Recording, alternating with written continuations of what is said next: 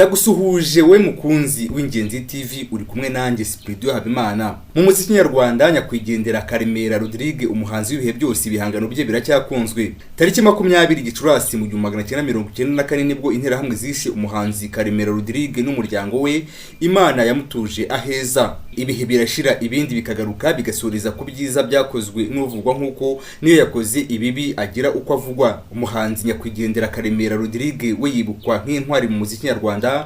Aha niho hava kuvuga ibigwi bya nyakwigendera Karemera Rodrigue wabaye icyamamare mu muziki nyarwanda ukozwe mu buryo bwa kizungu.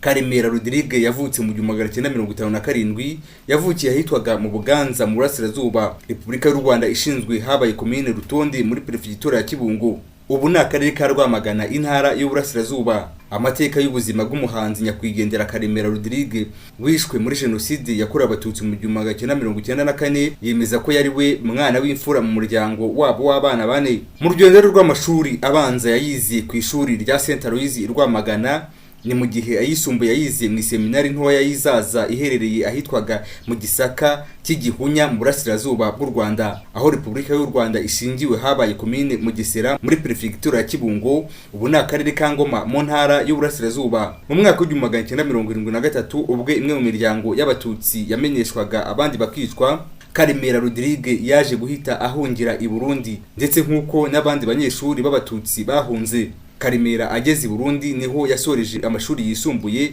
Igihe agahenge kabonekaga nibwo mu 1977 Karemera yagarutse mu Rwanda, abifashijwemo na Musenyeri Sibomana wayoboraga diocese ya Kibungo. Abaganiriye n'ikinyamakuru Ingenzi Newspaper na ingenzinyayo.com badutangarije ko ngo Musenyeri Sibomana yifuzaga ko Karemera yaba umwihaye Imana Gatolika cyangwa se umupadiri muri make. Bakomeje badutangariza ko Karemera akigera mu Rwanda we yaje guhita ajya kwiga iby'ubupadiri mu seminari nkuru ya Nyakibanda. Amateka yerekana ko seminari nkuru ya Nyakibanda yari muri Nyaruguru, aho Repubulika y'u Rwanda ishingiwe haba komine Gishamvu, Perefegitura ya Butare. Ubu ni umurenge wa Gishamvu, akarere ka Huye, intara y'Amajyepfo. Karemera ngo yahisemo kuba umukristo w'umugatolika, yanga kuba umupadiri. Amateka yarahindutse. Karemera afata icyemezo cyo kuva mu Gisirabateri ashinga urugo mu mwaka wa 1983 nk'uko twakomeje duhabwa amakuru ngo Karemera yarushinganye n'uwabaye inshuti ye magara yitwaga Mukakibibi Maderene, kugeza mu gihe Rugira yabahamagaye ariko imburagihe kuko bishwe muri Jenoside yakorewe Abatutsi mu 1994. Ubuzima bw'umuryango wa Karemera na Mukakibibi wabyaye abana batatu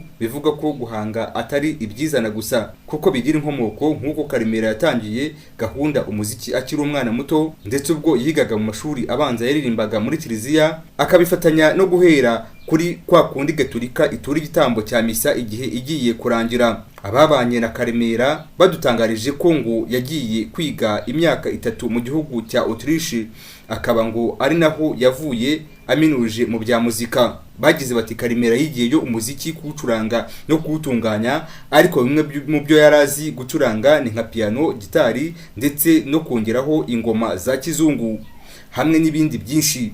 Karemera arangije kwiga ngo yagarutse mu Rwanda akora umuziki, aho mu rugendo rwe nk'umuhanzi yamamaye mu ndirimbo nyinshi zitandukanye yagiye akora, zirimo ari izo muri za orchestre. Karemera avuye kwiga yahuye n'abandi bagabo bakora orchestre bayita Pamaro, bisobanuye Pascal Auguste ari we nyakwigendera mwite nawe, mbere yuko aba umujandarume ngo acurange muri orchestre Umubano. Martin na Rodrigue nyakwigendera, amakuru atugeraho ngo Karemera yahise atangira gucuranga no kuririmba ku giti cye. Abo twaganiriye bagize bati ubwo nyakwigendera Karemera yasohoraga igihangano cyitwa cyangwa yise Ubarijoro, inzego z'ubutasi zaramuhamagaye zimubaza icyo isobanura, ngo Karemera yabwiye ko ari igihangano gusa. Ubwo Karemera yakoze mu nganzo akora Ubarijoro ya kabiri, iminsi iricuma. Abari inshuti za Karemera ngo Ubarijoro yari nyirarume yabwiraga gutaha. Aha ngo yamubazaga ko uko muri Uganda bimeze, cyane ko ibyo ubihe intambara zavuzaga ubuhuha. Karemera yishimiye Musenyeri Sibomana amuhimbira indirimbo ko yahawe inkoni yo kuragira intama mu rwuri rutoshye. Ati abantu Sibomana. Inganzo ya Karemera yakomereje ku gihangano yitwa Mon Cœur Rebelle, nayo yarakunzwe. Indirimbo yitwa Mukazi yari umukobwa wa Rwamagana ngo Karemera yayimuhimbiye kuko yaramwanze. Indirimbo Ihorere ihorere nayo yarakunzwe n'ubu igikunzwe, yakanyujijeho n'ubu ikaba ikinyura amatwi abayumva. Impamyabumenyi ihanitse ya Karemera yaje kumuganisha muri Minisiteri y'Uburezi mu ishami ry'integanyanyigisho. Burya buri gihangano cy'umuhanzi kiba gifite igisobanuro. Aha niho indirimbo Kwibuka bivuga ko nyakwigendera Karemera yayihimbiye inshuti ye Idimo biganye muri seminari nto ya Zaza. Uyu Idimo yapfuye amarabira, bibabaza cyane Rodrigue amuhimbira indirimbo ivuga ku bihe bagiranaga umwe ku wundi. Bayumvise igisohoka kugeza n'ubu iracyakunzwe. Indahiro benshi bayumvise kuva yagera ku isoko kugeza n'ubu iracyakunzwe kuko no mu matwe irakoresha.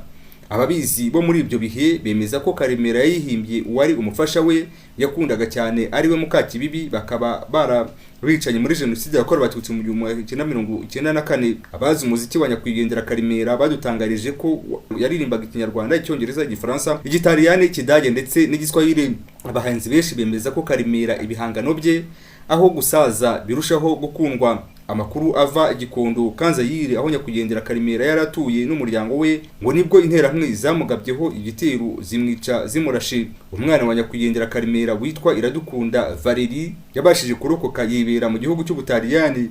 U Rwanda rwibuka ku nshuro 32 Jenoside yakorewe Abatutsi. N'isi yose Karemera umuhanzi wakunzwe cyane kugeza naho bagenzi be bamuririmbye mu bibukwa. Imana yamutuje aheza. Iyi ni Ingenzi TV naho Ngenzi Spirit Habimana.